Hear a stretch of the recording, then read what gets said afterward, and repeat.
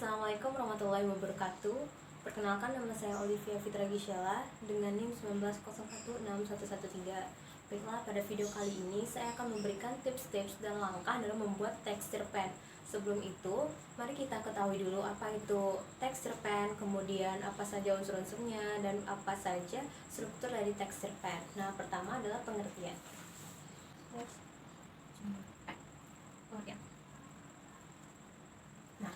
Texture pen merupakan suatu karya sastra prosa yang bersifat fiksi dan memiliki satu konflik. Kemudian umumnya terdiri dari 1.000 sampai 10.000 kata yang fokus hanya pada satu alur dan penyelesaian masalah yang ringkas dan efektif. Jadi kita catat poin-poinnya. Jadi texture pen merupakan karya sastra prosa bersifat fiksi, kemudian juga fokus pada satu permasalahan.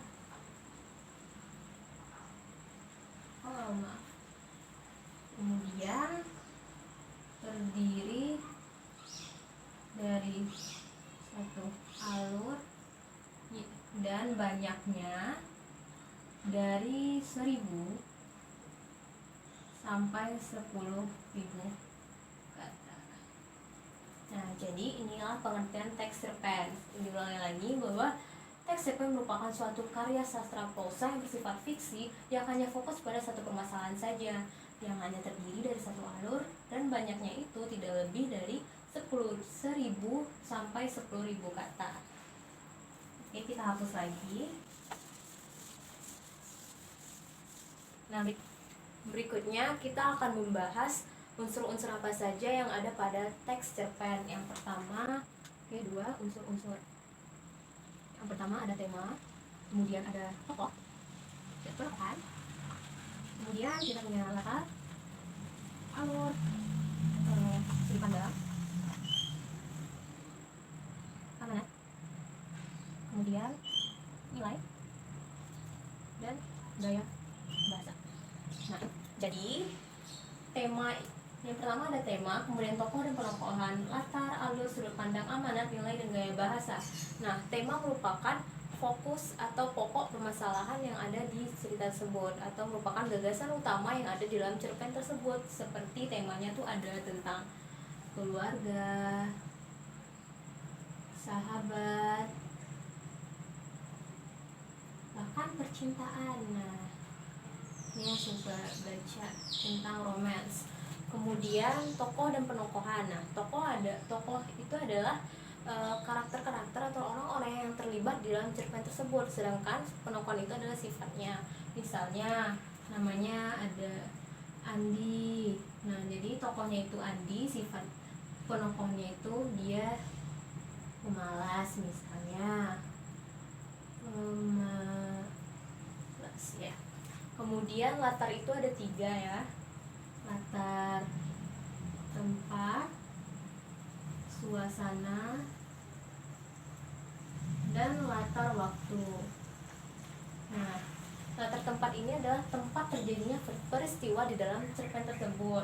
Kemudian suasananya ada yang sedih, menegangkan, atau yang menggembirakan. Kemudian waktu itu kapan nih peristiwa itu terjadi, misalnya kayak pada di suatu pagi atau semacamnya. Kemudian alur ini adalah jalannya cerita, ada alur maju, mundur, bahkan ada yang maju mundur nih. Nah, alur maju itu yang menceritakan dari masa sekarang sampai masa ke depan yang dialami oleh si tokoh. Nah, sedangkan mundur itu cerita yang bersifat mengulang ke masa lalu. Nah, kalau maju mundur itu dia menceritakan tentang yang sekarang dan masa lalu si tokoh di dalam cerita.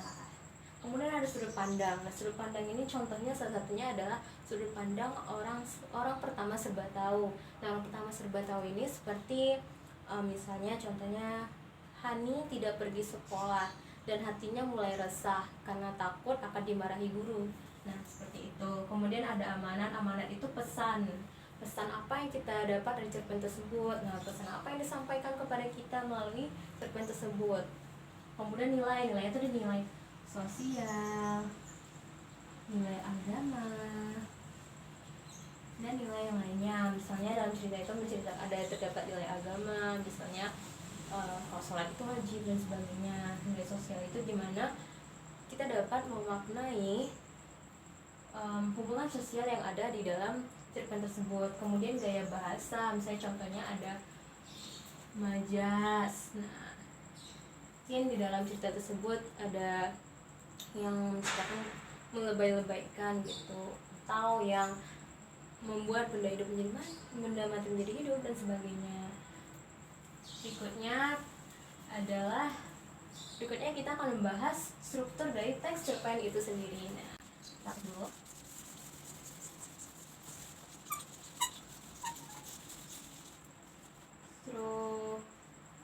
Struktur teks cerpen. Nah, untuk struktur itu sendiri, teks cerpen ini terbagi atas 6 ya. Yang pertama ada abstrak, kemudian ada orientasi, kemudian ada komplikasi, kemudian ada evaluasi, ada resolusi, dan terakhir ada pokja. Nah, jadi abstrak itu merupakan gambaran awal dari sebuah cerita. Nah, misalnya nih, abstrak adalah gambaran awal. Misalnya diceritakan di suatu desa nih, seperti itu. Ada di bagian awal cerpen itu abstrak. Kemudian orientasi, itu dimana pada orientasi ini sudah ada hal-hal yang berkaitan dengan latar cerita. Kemudian ada komplikasi. Komplikasi ini adalah dimana masalah sudah mencapai puncak.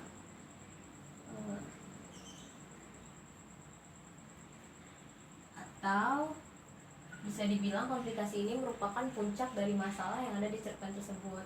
Kemudian evaluasi. Evaluasi ini dimana sudah menunjukkan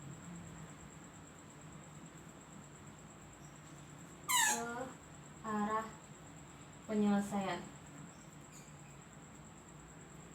Jadi di evaluasi ini sudah menampakkan ke arah penyelesaian dari permasalahannya. Nah, resolusi ini sudah menemukan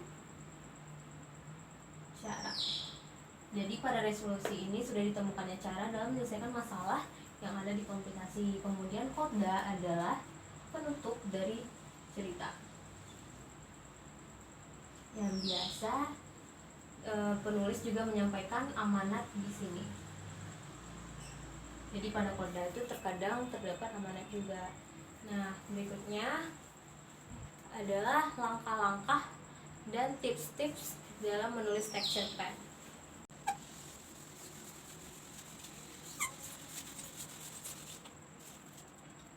Yang pertama, langkah.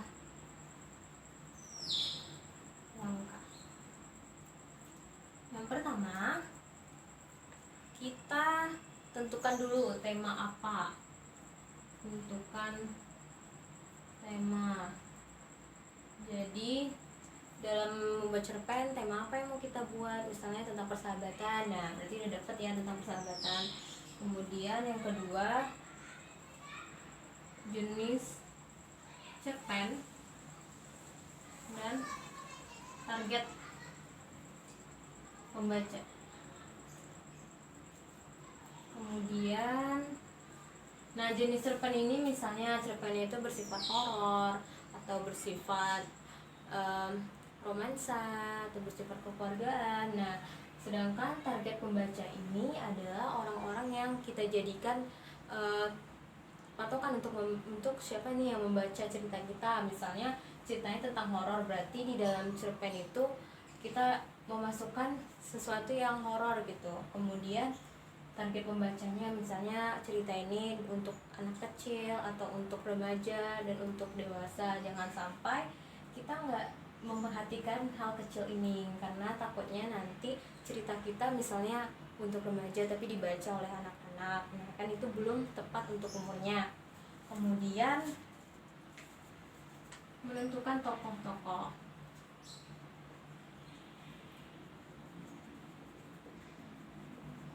Nah, jadi setelah kita tahu nih jenis cerpennya apa, terus targetnya siapa, kita tentukan tokoh-tokoh yang ada dalam cerpen tersebut, siapa aja sih tokohnya, terus juga sekalian kita juga menentukan penokohan. Jadi misalnya tokohnya ada si Ani, ada si Ica. Nah, sifatnya Ani itu seperti apa dan sifatnya Ica itu seperti apa.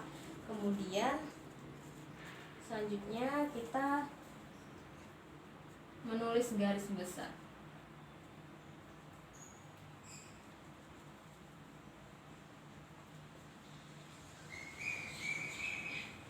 Nah, menulis garis besar ini contohnya misalnya kita pembukanya pengennya seperti apa gitu. Misalnya nanti ceritanya itu dua sahabat yang ada masalah tentang ini, akhirnya mereka berantem, kemudian mereka baikan lagi karena suatu hal gitu. Kemudian ada menentukan alur.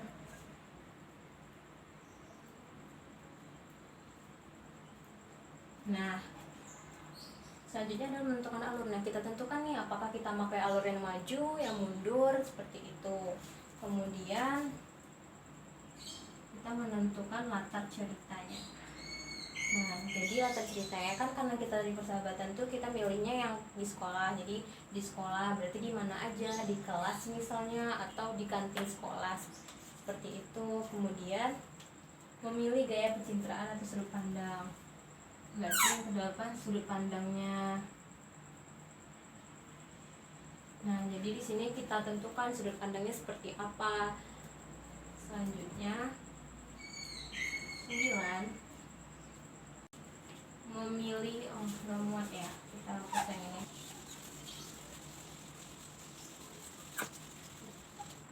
Yang ke-9, yang 8, memilih diksi yang sesuai.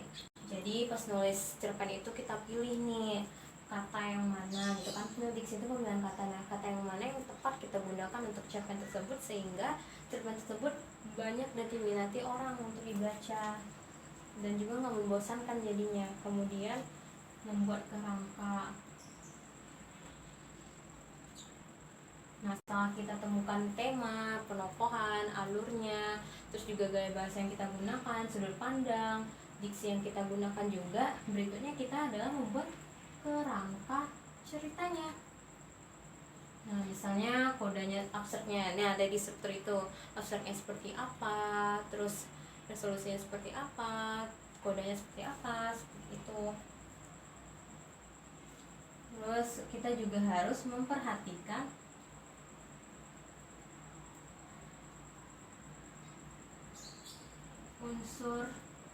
unsurnya. Misalnya kayak yang tadi ada tema, ada alur, ada latar, ada amanat, ada tokoh penokohan, ada latar, seperti itu. Kemudian kita mulai menyusun. Nah, pada langkah ini kita mulai menyusun teks cerpennya. Nah, pada menyusun teks cerpen ini kita harus memperhatikan kalimat-kalimat yang nyambung. Misalnya ceritanya di awal kita mengatakan hal demikian, kemudian di kalimat berikutnya itu harus ada hubungan di antara mereka. Jadi nyambung ceritanya, jadi orang nggak bingung sama cerita yang kita tulis. Kemudian terakhir adalah memberi judul. Nah, setelah kita melakukan langkah-langkahnya seperti menentukan tema, terus menentukan jenis cerpen siapa yang membacanya, terus menentukan tokoh, menganalisis watak tokoh, menulis garis besar cerita, menentukan alur, menentukan latar cerita, kemudian memilih gaya dan sudut pandang, terus memilih diksi yang sesuai, membuat kerangka cerpen, memperhatikan unsur-unsur, dan mulai menyusun. Nah, kita terakhir memberi judul, karena judul ini merupakan gambaran dari cerita itu gitu. Jadi gak apa-apa kalau misalnya baru terinspirasi di terakhir apapun judul. Nah, ya ada tips dari saya. Biasanya saya kalau menulis teks cerpen itu sambil mendengarkan musik. Nah, misalnya saya di dalam cerpen itu ada kisah yang sedih, maka saya akan memutar lagu-lagu yang sedih untuk membangun suasana hati saya. Jadi dengan begitu saya dengan mudah membuat imajinasi saya seakan-akan saya sedih gitu. Jadi ceritanya itu juga enak untuk ditulis. Kemudian kalau misalnya gembira, saya akan memutar lagu-lagu yang membuat saya gembira gitu.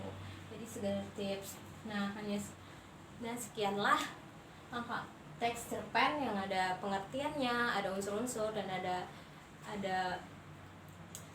strukturnya juga, kemudian ada langkah-langkah dalam menulisnya, dan ada sedikit tips yang saya berikan.